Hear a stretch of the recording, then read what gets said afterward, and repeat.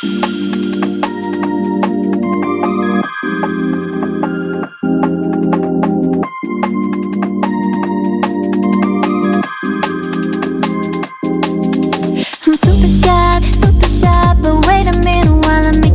let me introduce myself. My name is Erika Ginanjeli with NPM 2241161 and I'm from Class Management 22C. And here I will presentation material about man with NAU. Yang pertama ada definisi uji man with NAU. Uji man with NAU juga dikenal sebagai uji U atau uji Wilcoxon. Man with NAU adalah uji non parametrik yang digunakan untuk membandingkan perbedaan antar median antara dua kelompok independen. Uji ini cocok digunakan ketika asumsi normalitas tidak terpenuhi atau ketika data berskala ordinal.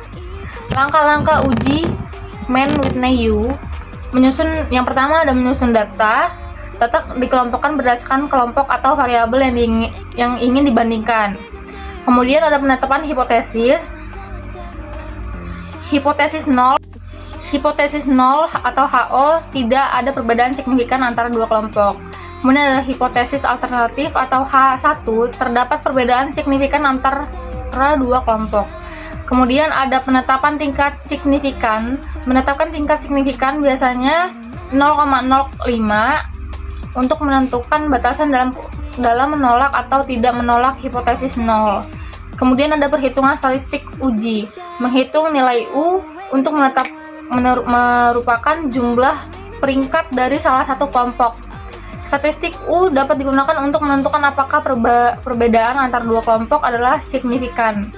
Kemudian ada penetapan nilai kristikal U atau P. Menentukan kristikal U atau P dari tabel distribusi man with NAU. Keputusan statistik. Jika nilai U yang dihitung lebih kecil dari nilai kristikal U atau nilai P kurang dari tingkat signifikan yang ditetapkan, kita dapat menolak hipotesis 0 dan menyimpulkan bahwa terdapat perbedaan yang signifikan antara dua kelompok interpretasi hasil. Interpretasi hasil menginterpretasikan hasil dalam konteks penelitian dan memahami implikasi praktis dari perbedaan yang ditemukan. Uji man with NAU cocok digunakan ketika data tidak terdistribusi normal atau tidak memenuhi asumsi parametrik lainnya. Hal ini sering digunakan dalam penelitian di berbagai bidang, terutama jika data bersifat ordinal atau ukurannya kecil. Kemudian yang kedua adalah langkah-langkah.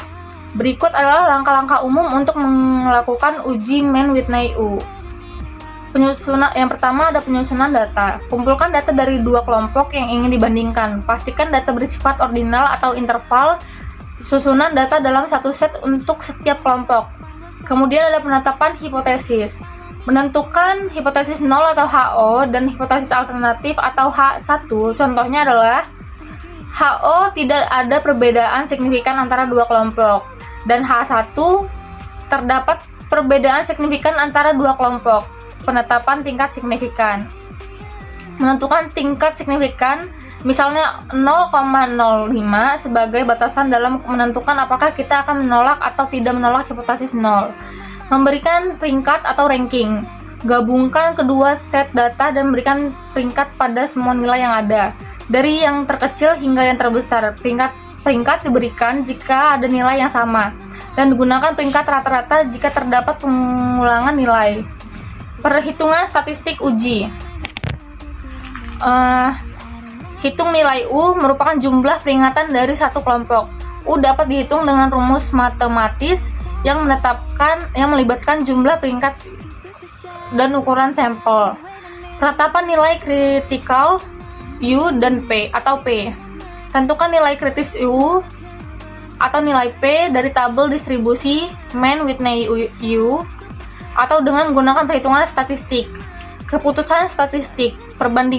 Bandingkan nilai U yang dihitung dengan nilai kritis U atau bandingkan nilai P dengan tingkat signifikan.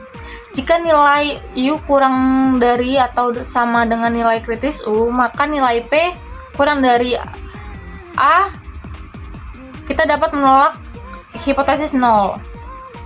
Interpretasi hasil. Interpretasi hasil dalam konteks penelitian, perhatikan apakah perbedaan yang ditemukan signifikan secara statistik dan apakah memiliki relevansi praktis. Ingatlah bahwa uji Mann-Whitney-U bersifat non-parametrik dan berguna ketika data tidak memenuhi asumsi distribusi normal atau asumsi parametrik lainnya. Selalu perhatikan konteks yang diinterpretasikan hasil dengan hati-hati. Kemudian yang terakhir ada kelebihan uji Mann-Whitney. Uji Mann-Whitney-U memiliki beberapa kelebihan, terutama dalam situasi di mana asumsi distribusi tidak normal atau terpenuhi, atau ketika data bersifat ordinal. Beberapa kelebihan utama dari uji Mann-Whitney-U: tidak bergantung pada distribusi normal. Uji Mann-Whitney-U adalah uji non-parametrik, yang berarti ia tidak memerlukan asumsi distribusi normal pada data.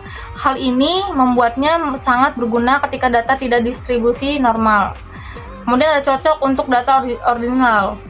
Uji ini sesuai untuk data bersifat ordinal, yaitu data yang memiliki tingkat dan peringkat tertentu, namun tidak memiliki jarak antar nilai yang konsisten.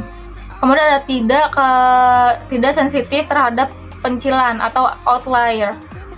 Uji Mann-Whitney-U tidak terlalu dipengaruhi oleh pencilan atau nilai-nilai ekstrim, sehingga lebih tahan terhadap data yang tidak biasa. Bisa digunakan pada ukuran sampel yang kecil. Uji ini dapat digunakan pada ukuran sampel yang relatif kecil tanpa khawatir terhadap masalah kecilnya sampel.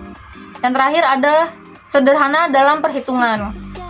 Perhitungkan uji Mann-Whitney-U relatif sederhana dan dapat dihitung dengan mudah, bahkan secara manual. Penting untuk diingatkan bahwa meskipun memiliki kelebihan, uji Mann-Whitney-U juga memiliki batasan, seperti ketidakmampuan memberikan informasi tentang rata-rata atau varian populasi. Keputusan penggunaan uji ini sebaiknya didasarkan pada sifat data dan tujuan analisis Anda.